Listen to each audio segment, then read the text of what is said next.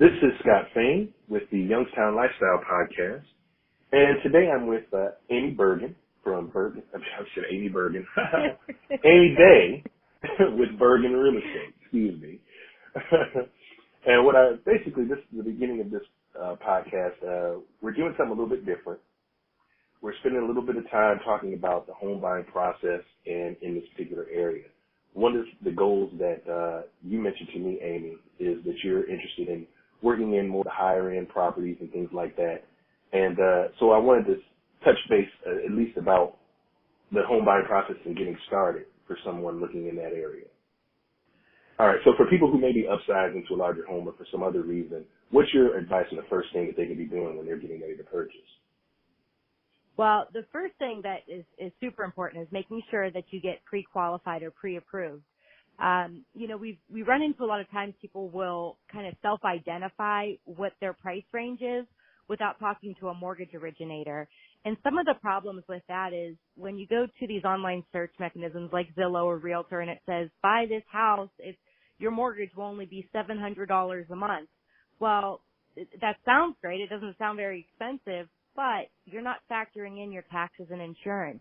And what we find in some of those higher end properties is, if you're talking Canfield, Poland, parts of Boardman, your property taxes are pretty high. So you got to keep in mind that although the payment might be $700 a month, your property taxes can be, depending on where you are and how much property you have, $400 or $500 more per month.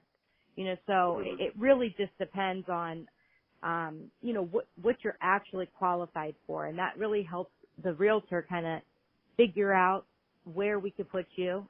It's step one in any search that we're going to help you find. Any search we're going to set up for you is going to be, what is our price range? So definitely the first step in anything is getting pre-approved or pre-qualified through a mortgage lender.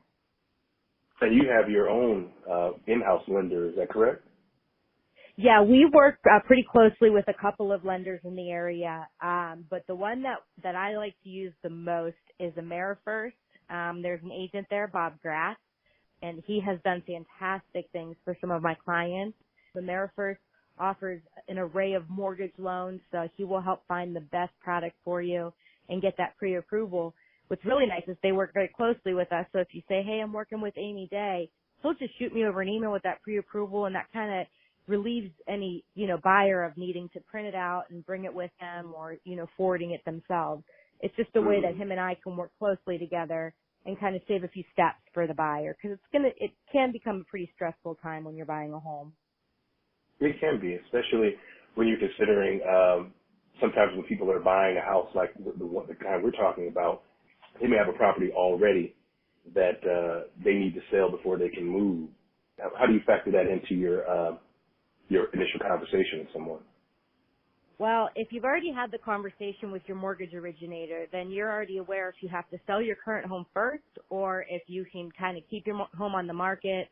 A great example is I worked with a family member recently, and because of how low his mortgage payment was on his first home, he didn't have to sell it, and now he's able to kind of do like a land contract for his sister who isn't sure she wants to stay. So he said, hey, let's do a land contract. But it just gives him an outlet. So if he does decide to sell in the future, we can definitely help him out, but he's not forced into it.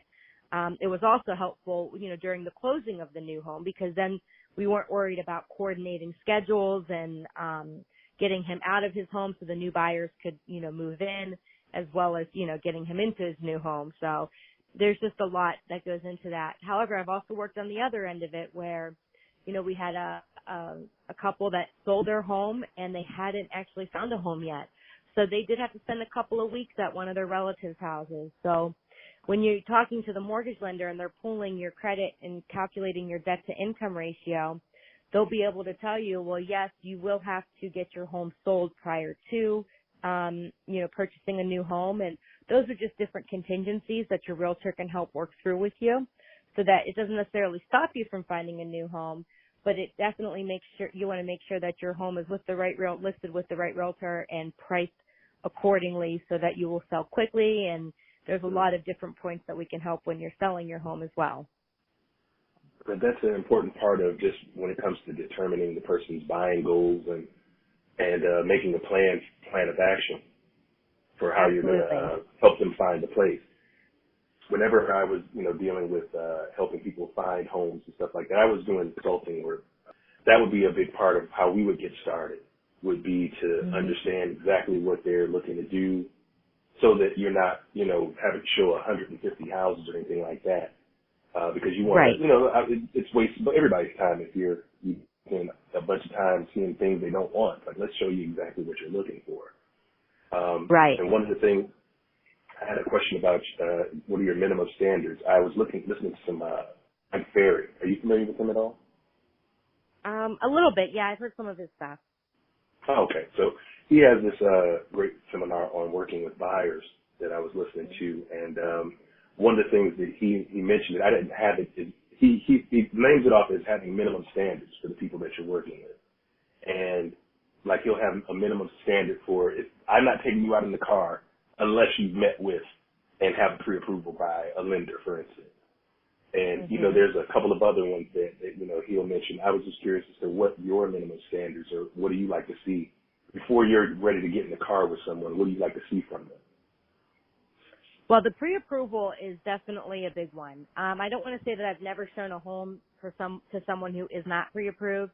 But especially if you're a first-time home buyer, there really is no point in looking unless you've been pre-approved. And everybody says, well, I have great credit. But for a realtor, when we hear things like that, we think, well, if you have great credit, how come you haven't made this first phone call? Because that's the first step into serious, a serious home buying search. But, again, like I said, there are people that I've taken out that they have not been pre-approved, and which is perfectly fine. Example is someone who's maybe downsizing from a larger home. I'm able to see, okay, this is where your home is. I can see that there's definite equity here. So in the event that you did find something you liked, then we would definitely have to get your home listed on the market to sell so you could purchase this home. So there's other ways around it. But back to that pre-approval, one of the things we see a lot of now is homeowners that are currently selling their homes. They don't want people in their homes unless they are pre-approved, unless the realtor can forward that pre-approval to the listing agent. And the number one reason is we don't live in a very trusting time anymore. So people don't want just strangers walking through their house, just what we call looky-loos, just wanting to check it out. That's kind of what open houses are for and things like that. But, you're kind of taking time out of their day. They've got to prep their house, clean their house, make sure everything's picked up, and then leave their house for a certain period of time so you could see it. They want to make sure they're doing all of that work for a good reason and for a qualified buyer. For a purpose. And, for a purpose, exactly. I mean, I guess you wouldn't want, I personally wouldn't want to have to go through the hassle of picking up. I mean, oh my goodness, if you have animals, you got to get your animals secured so someone can come in your house. I mean, there's so many different steps, and I kind of think, well, and I've talked to clients about this before, well, you're not pre-approved. I'd love to show you the home. It's maybe a 10-minute phone conversation. That's all it takes. When it comes to determining how what someone wants to purchase or anything like that, how much do you rate actually going and visiting the person's home that you're about to help find a place? It seems like that would be a good idea, just to understand where they're at now. If they say I want more light, I'm looking for a house with better lighting. Knowing what their current lighting status is seems like a good idea for me. I don't know. What do you do as far as, your research on the person, when you're getting started? Well, anytime that I'm getting started with a new person, I have to take a little extra precaution. So I at least like to, Google search them, see if they actually do own the home that they say they own, by looking at the counter order and things like that. Usually it takes a buyer a couple visits with me before they'll invite me into their home to show me what they have. I found that to be an advantage and a disadvantage. I've worked with people that, like I said before, downsizing, maybe an older couple whose family they've all moved out of the house and the house is too big.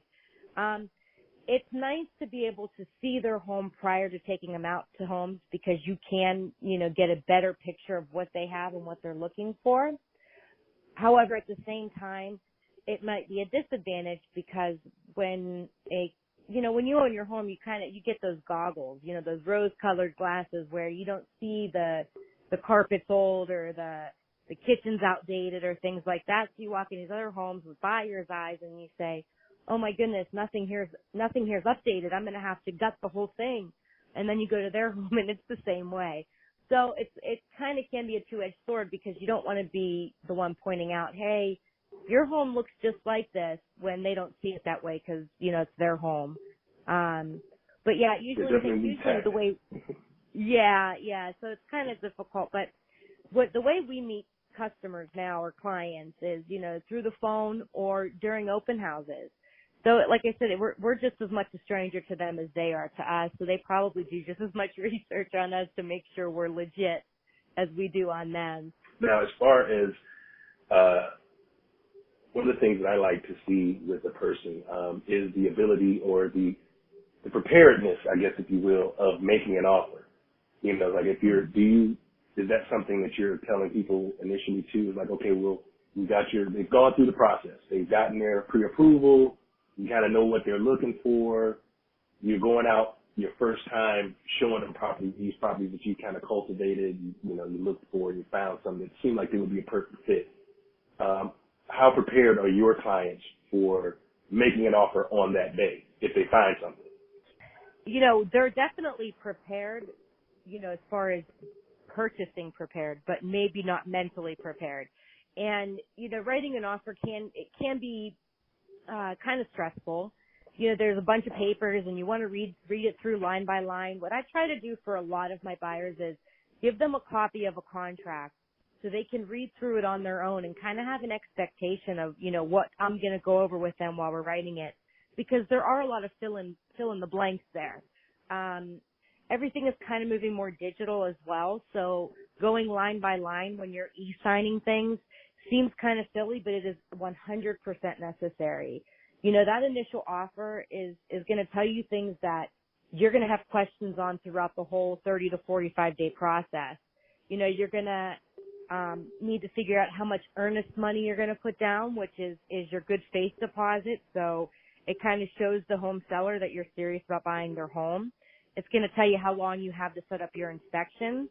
It's going to go through in that contract what a major element repair is, as well as go over possession time. So after everything is done and you've signed your paperwork, how many days do you have from the date you sign your paperwork to the date it's filed with the county to getting the key?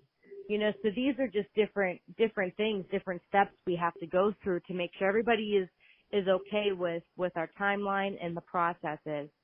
And that home inspection and the major element inspection, those are both contingencies that come prior to an appraisal. So once those home inspections are done and you're satisfied with the results or any negotiating has been done, if there was a major element repair that needed to be negotiated, then it gives us, we'll sign a piece of paper releasing the contingency, and it allows the bank or the mortgage originator to move forward with that appraisal process.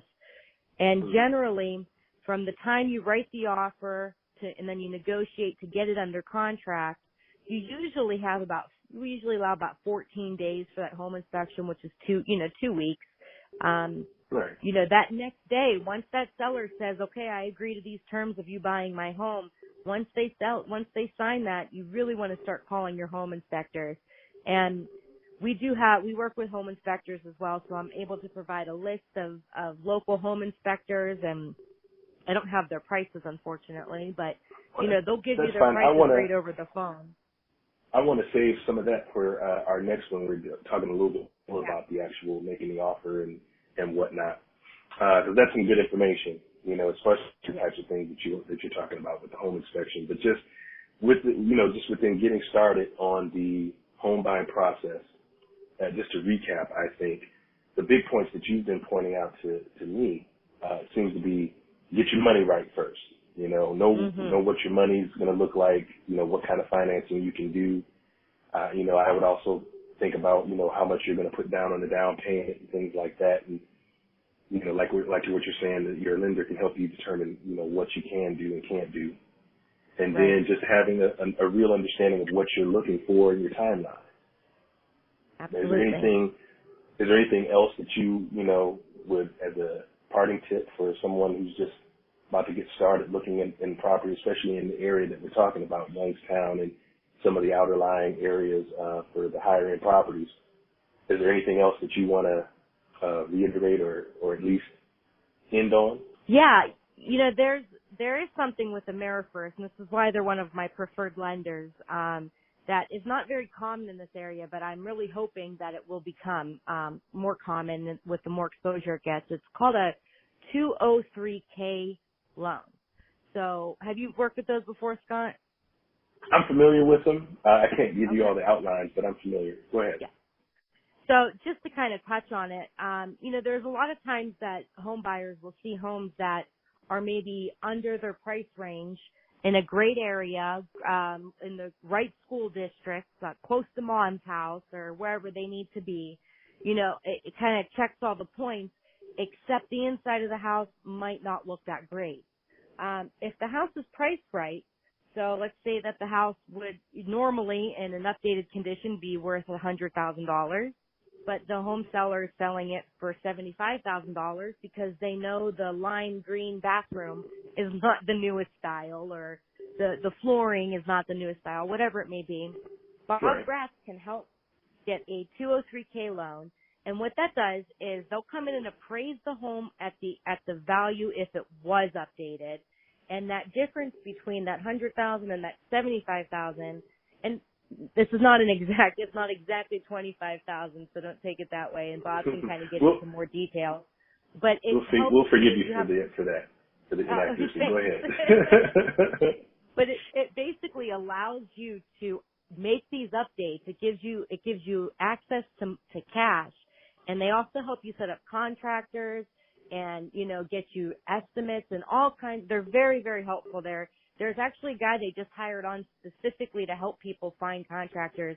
His name is Matt. I can't pronounce his last name, so I'm not going to do it. But he works very closely with Bob. He works very closely with Burgan. And he does a fantastic job connecting, home buyers with contractors for those estimates, as well as providing, an outlet. So now you can update that home to the way that you like it to be updated. That way the seller's not worried, oh, should I refinish the hardwood floors? Well, you never know. Your buyer might want brand new carpet. And then that way, with that 203K loan, the buyer makes that decision, and they also have the cash to do it. Buying a home is already an expensive situation. 9 times out of 10, you're getting a loan. You're not purchasing it with cash. And you're putting a large amount of money down as a down payment. So with all of that being said, them allowing you to, do this loan and appraising it at what it would be worth if it was updated with all of these repairs done or all of these updates done, it really gives someone an option to, buy a home, a nice home that needs some work, and put the work into it immediately, not, 10 years. I mean, I've been in my house for 9 years and I still haven't finished my honey-do list. But if I had a 203K loan, or if I knew about it, that definitely would have been something, 9 years ago that I would have seriously checked into. Most folks don't know about stuff until they know about it. And most of the time it's too late when it comes to these types of things. So hopefully people, early on where this can be part of that initial conversation. Because that is good. It's a great way to reinvent older neighborhoods and get new life into them, people buying like that. Well, I want to thank you for this first edition of this particular conversation on home buying. The next time we're going to talk a little bit more about, making that offer and the EMD and what's involved with that. I'm going to put this on our website, and you'll be able to connect with Amy through our website. I'll have our contact information, all that good stuff there for you. But I want to thank you again, Amy Day from Burgan Real Estate, for working with me. And we'll do this again very soon. All right, great. Thanks, Scott. Have a great day.